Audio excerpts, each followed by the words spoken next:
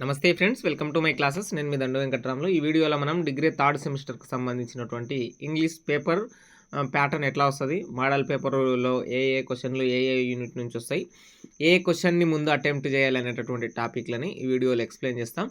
మీకు damn sure క్వశ్చన్లను అట్లాగే వాటి ఆన్సర్ల ఎక్స్ప్లెనేషన్లు కూడా నేను అన్ని ఇవ్వడం జరిగింది. లాస్ట్ ఇయర్ నుంచి ఇస్తూనే ఉన్న సిలబస్ ఒకటే, ఒక అక్షరం కూడా చేంజ్ లేదు కాబట్టి వాటిని నేను కింద డిస్క్రిప్షన్లో ఇస్తాను, చూడండి ఒకసారి.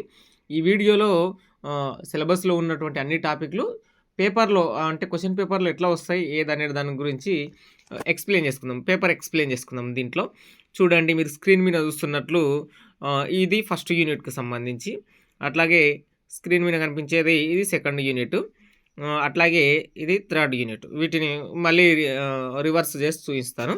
ఇప్పుడు క్వశ్చన్ పేపర్ ప్యాటర్న్ అనేటటువంటిది చూద్దాం.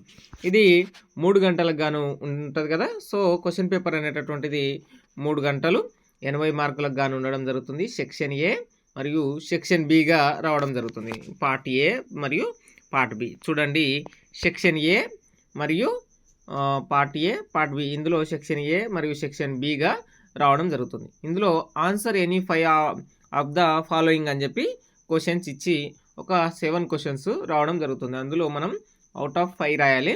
ప్రతి క్వశ్చన్కి మనకు 4 మార్కులు ఉంటాయి. 5 క్వశ్చన్లు రాస్తే 4 5లు 20 మార్కులు అనేటటువంటి ఈచ్ క్వశ్చన్ క్యారీ 5 మార్క్స్ అని 4 మార్క్స్ అని చెప్పుకోవచ్చు అనమాట. అంటే 5 క్వశ్చన్లు రాయాలి, ప్రతి క్వశ్చన్కి 4 మార్క్స్ వస్తాయి.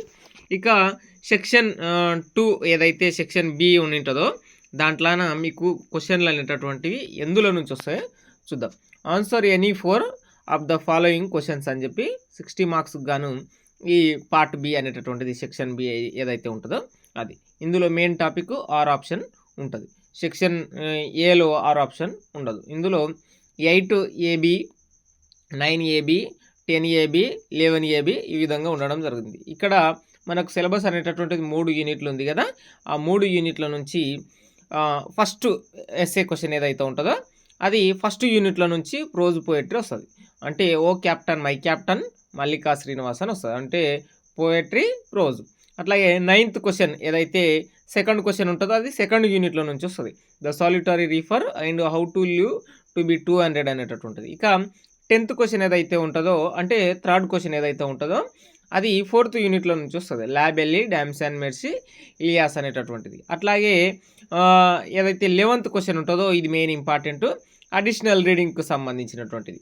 ఈ అడిషనల్ రీడింగ్స్ కూడా ఎక్స్ప్లెయిన్ చేయడం జరిగింది. ఇక్కడ యూనిట్ వైజ్గా చూద్దాం ఒకసారి. ఫస్ట్ యూనిట్ చూడండి, O captain my captain Mallika Srinivasan prose poetry. ఇది లాంగ్ క్వశ్చన్లో ఫస్ట్ క్వశ్చన్ అనమాట. ఆర్ ఆప్షన్తో ఈ క్వశ్చన్ వస్తుంది, ఈ క్వశ్చన్ వస్తుంది. మీరు కొన్ని పదాలు గుర్తుపెట్టుకొని అబౌట్ ది ఆథర్ గుర్తుపెట్టుకొని, ఇప్పుడు ఓ క్యాప్టెన్ మై క్యాప్టెన్ ఉంది అనుకోండి, అబౌట్ ది ఆథర్కి సంబంధించి ఒక 2 లైన్లు వాల్ట్ విట్మ్యాన్ గారి గురించి రాయండి. అట్లాగే క్యాప్టెన్ అని అబ్రహాం లింకన్ గారి గురించి గొప్పతనం ప్యాసేజీలుగా రాయండి. మల్లికా శ్రీనివాసన్కి సంబంధించి మల్లికా శ్రీనివాసన్ యొక్క టాఫే కంపెనీలో ఎట్లా ఉన్నది, తను వాళ్ళ నాన్న నుంచి ఎట్లా నేర్చుకున్నది, వాళ్ళ భర్త నుంచి, అట్లాగే ఆమె లిటరేచర్ ఉండి మరియు అమెరికాకు వెళ్ళి MBA చేయాలనేటటువంటి విధానాలు ఎట్లా ఉన్నాయనేటటువంటివి ఇవి ఎస్ఏ క్వశ్చన్. ఇక్కడ monophthongs and onomatopoeic words, punctuation, Jadav Payeng అనేటటువంటిది additional reading. Role play, note making, note taking అనేటటువంటిది రైటింగ్. ఇక్కడ చూడండి, ప్రొనౌన్సియేషన్ నుంచి ఈ రైటింగ్ వరకు ఉండేటటువంటివి ఒక అడిషనల్ రీడింగ్ కాకుండా మిగిలిన అన్ని షార్ట్ క్వశ్చన్లో రావడం జరుగుతుంది. అంటే pronunciation, vocabulary, grammar, speaking, writing ఇవన్నీ షార్ట్ క్వశ్చన్లు కవర్ అవుతాయి అనమాట. సో 1 to 7 వరకు క్వశ్చన్లు ఉంటాయి కదా అవి. ఇక నెక్స్ట్ చూడండి, the solitary reaper how to live to be 200 అనేటటువంటిది.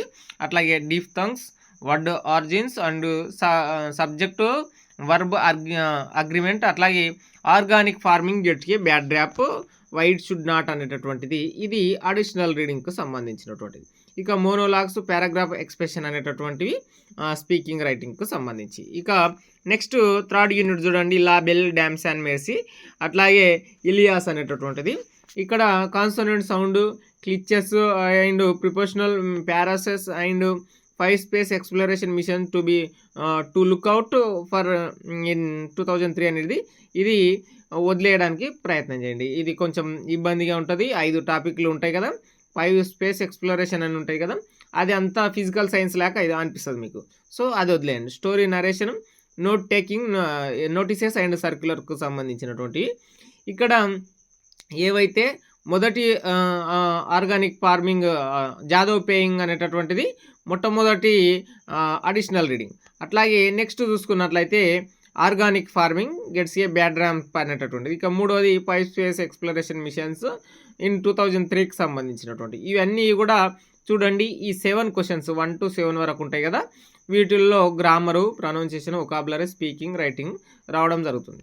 ఇక లాంగ్ క్వశ్చన్లో లాస్ట్ క్వశ్చన్ అనేటటువంటిది అడిషనల్ రీడింగ్ అనేటటువంటిది రావడం జరుగుతుంది. ఇక మిగిలిన ప్రోజ్ పోయట్రీ అనేటటువంటివి 3 యూనిట్లుగా 3 ఎస్ఏ క్వశ్చన్లు వస్తాయి. ఇవి 6 ఆప్షన్తో ఉంటాయి కాబట్టి మీరు ఒక్కొక్క క్వశ్చన్ నేర్చుకోవాలి. ఇక మొత్తంగా మీరు నేర్చుకోవాల్సినటువంటి వాటిల్లో ఓ క్యాప్టెన్ మై క్యాప్టెన్ అన్న నేర్చుకోండి, మల్లికా శ్రీనివాసన్ అన్న నేర్చుకోండి. ఇక next the solitary reaper or how to live to be 200.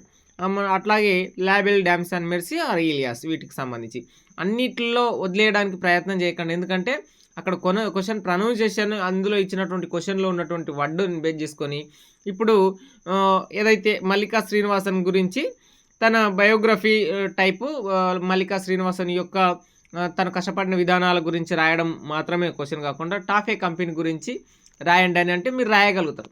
కానీ ఎల్చర్ కంపెనీకి సంబంధించినటువంటి పదాలతో క్వశ్చన్ వచ్చింది అనుకోండి, మీరు రాసింది కూడా పెద్దగా కన్సిడర్ కాకపోతుంది అనమాట. ఎందుకంటే మీరు డెప్త్గా ఆ టాపిక్ వరకు వెళ్ళలేకుంటారు. సో మీరు మ్యాక్సిమం అన్నీ నేర్చుకోవడానికి ప్రయత్నం చేయండి.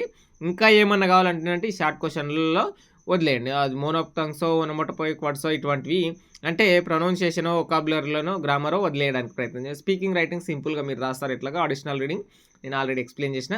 వీటన్నిటికి సంబంధించి టెలిగ్రామ్లో ఒక ఛానల్ దండు వెంకట్రాములు అని ఉంటుంది కదా, దాంట్లోనో మీరు సెర్చ్ చేయండి. నేను ఓన్గా ఎడిట్ చేసినటువంటివి ఉండడం జరుగుతుంది. దాన్ని తీసుకొని పీడిఎఫ్ తీసుకొని చదువుకోవడానికి ప్రయత్నం చేయండి. ఇది 3rd సెమిస్టర్కి సంబంధించినటువంటి paper explanation, mark question paper అనేటటువంటిది ఇట్లా ఈ విధంగా రావడం జరుగుతుంది. అట్లాగే దీనికి సంబంధించినటువంటి ఆన్సర్లు ఇవ్వడం జరిగింది. ఇక మోడల్ పేపర్ అనేటటువంటిది కూడా యాజ్ ఇట్ ఈస్గా ఇట్లాగే వస్తుంది, గుర్తుంచుకోండి. Signing out. నేను మీ దండు వెంకట్రాములు. మీ ఫ్రెండ్స్ అందరికీ షేర్ చేయండి.